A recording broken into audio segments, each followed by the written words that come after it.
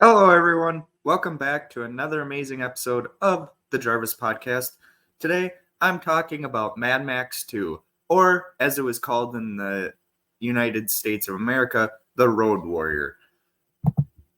Mad Max 2 is a 1981 Australian post-apocalyptic dystopian action film directed by George Miller.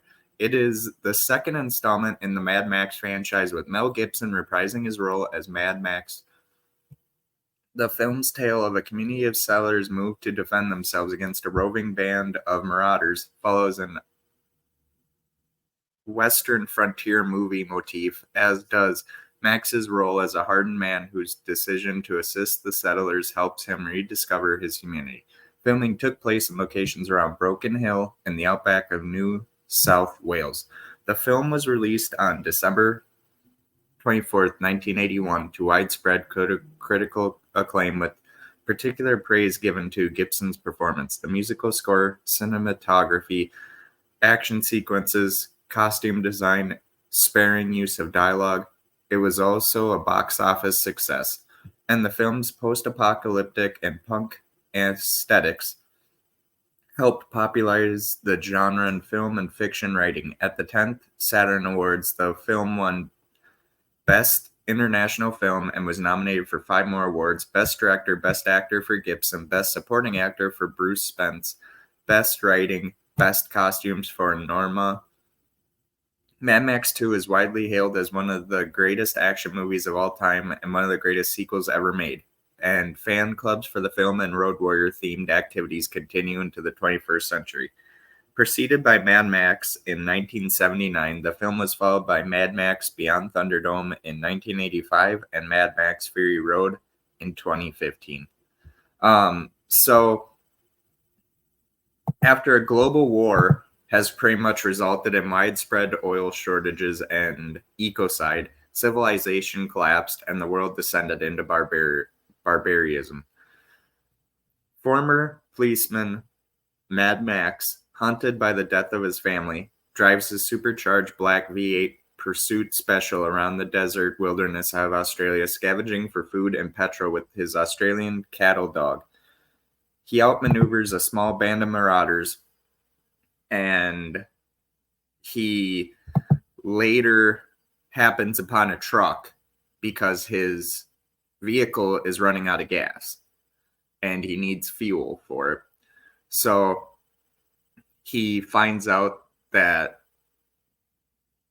the truck was the semi-truck or tanker was attacked, and he later puts some stuff like hats and whatnot to soak up the gasoline so that he can use it in his vehicle. Well, one of the marauders survives and pretty much yells at him and all that, and then takes off.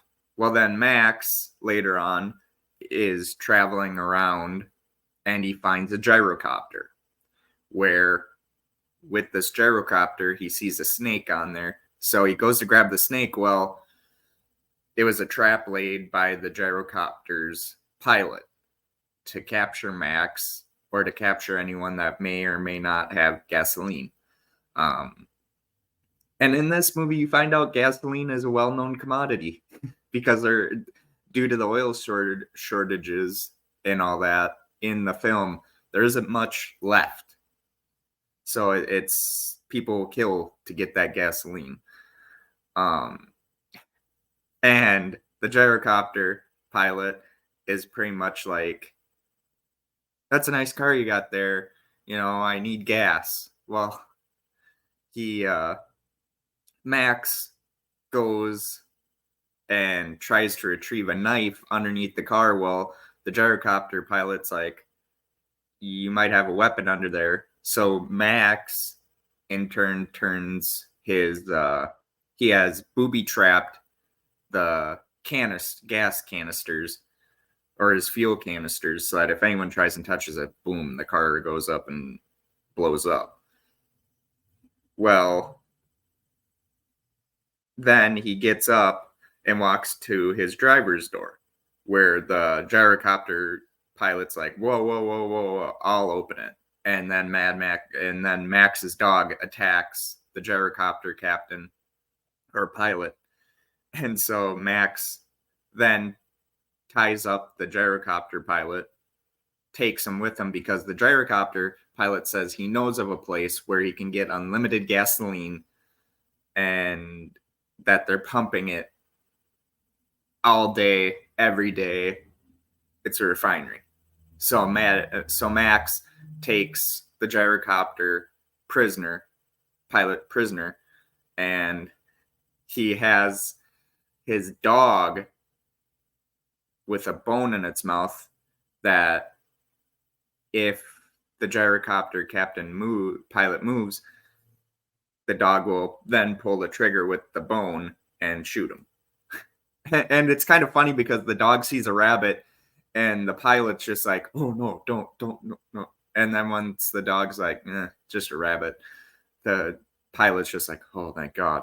Well, Max and the pilot and the dog later find this refinery, and they're seeing it attacked by the group of marauders that were chasing after Max earlier on. We are then introduced to Lord Humongous, who, I know, weird name, but he kind of wears like a Jason Voorhees type looking mask, and the guy's like steroided up and all that shit. He is the leader of the bad guys, and they want the gasoline that this small little camp of survivors are protecting and producing this gas. Well, the small group inside the refinery are sending patrols out to find a vehicle that will be able to transport all that fuel so that they can escape the wasteland. You see a patrol get chased down by the marauders. You see them get attacked. You do see briefly a woman from the camp get raped, and later on you see her get shot. You see a person that Max will later make a deal with to get into the camp get shot. And after all this has happened and Lord Humongous and his band have left, Max goes down, frees one of the captives that the marauders had taken, and he takes him into the settlement, and there they question him.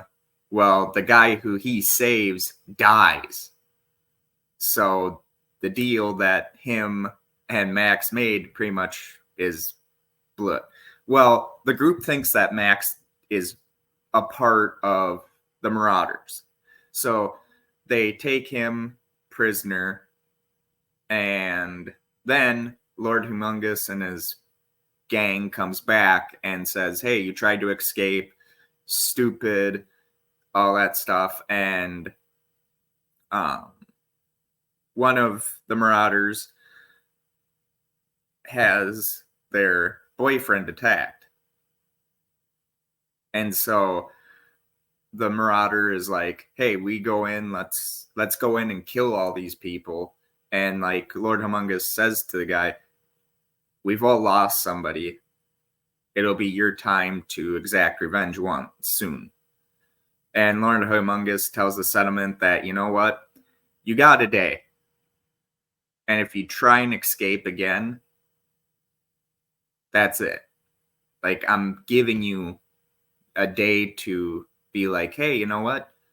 Let's escape. And the settlement does say, you know, hey, he gave his word. Well, like the leader of the settlement says, do we really truly trust that? And Max says, hey, if you want to get out of here, talk to me. Well, he tells them that he has found something that can transport all their gas,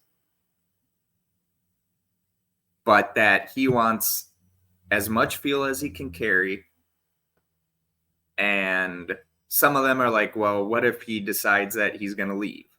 And Max says, hey, I'm giving you my word. That's all you need. And so they agree to do this. He later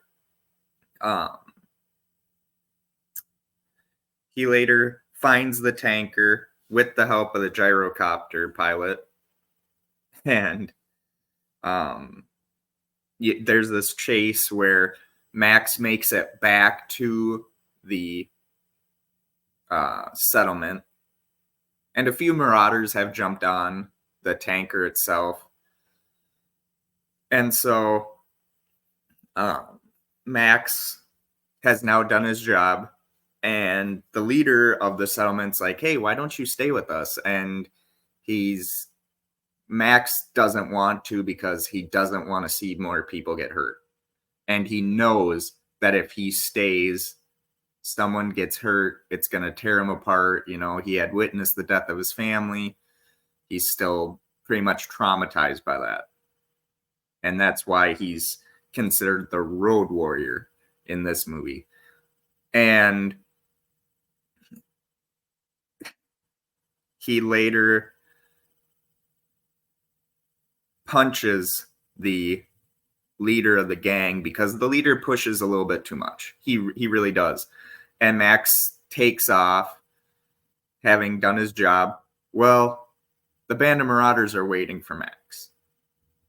And they attack him, forcing him off the road. He crashes, and it's a pretty bad crash.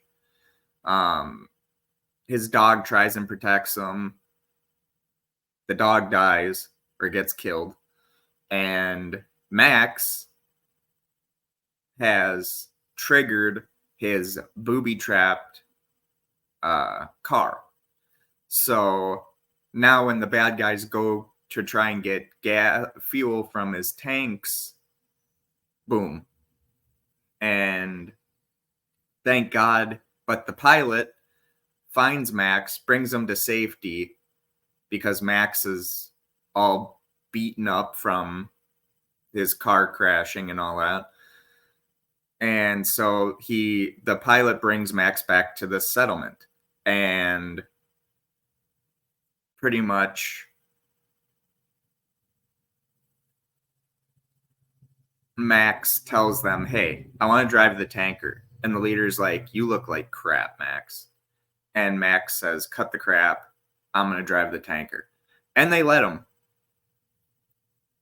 And the plan is that he's going to drive the tanker, followed by a group.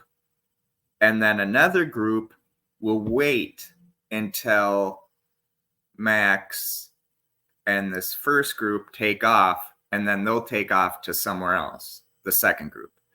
Well, during the chase, most of the ones that are supposed to help Max are killed, except for Max and the pilot. And as soon as Lord Humongous crashes his vehicle into the semi, Max loses control of the semi, rolls over, and later finds out that the semi was a decoy. They had put sand in the tanker. And so Max stands there, putting his hand underneath the sand that's coming out of the tanker, and kind of grins about it. He sees that the gyrocopter pilot is still alive, and he's offered the opportunity to leave this world that he knows behind and go to paradise. He chooses not to. And then we get a narration from the little boy that Max befriends early on in the movie that no one ever saw the Road Warrior again. But fear not, because Mad Max would be back in Mad Max Beyond Thunderdome, which I don't know if I'm going to do a video on that one. It was never really a favorite of mine, especially when they have Tina Turner as the bad person in that movie. So that is all I had to say today. If you are looking for any of my social medias, they are in the description or in my banner type thing below here on Linktree. I'm going to do a bio link, I think, as well. I got to try and figure out how to do this better. And I hope that everyone has an amazing rest of their weekend. You can find me on Zencaster, YouTube, Instagram, TikTok, X at GervaisDemon. And for my podcast, it's the Gervais Podcast on YouTube, Zencaster, or anywhere where you listen to podcasts. Also, go check out Talking Shit. That's SHTTT on YouTube. Great bunch of people there. Also, go check out Nonsensical Nonsense. I am also on that podcast for Monday, which is a mental health show called Men Caring for Men, where we break down the stigma of men's mental health. Wednesday is Nonsensical Nonsense, and Saturday is the Open Door Challenge. And if you're looking for some music shows, there's Helen's Mixtape, which I do believe is on YouTube. I have to talk with Helen about that. There's also on Fridays, there is Glick's House of Music. Thursdays, Talking Shit. Tuesdays is Dollars and Cents, a business podcast hosted by Jeff from Nonsensical Nonsense. And yeah, that's about it. Oh, and then Sundays I do this. So thank you so very much for listening to my review of Mad Max 2, aka The Road Warrior. Hope you have an amazing weekend, and I will talk to you all next time.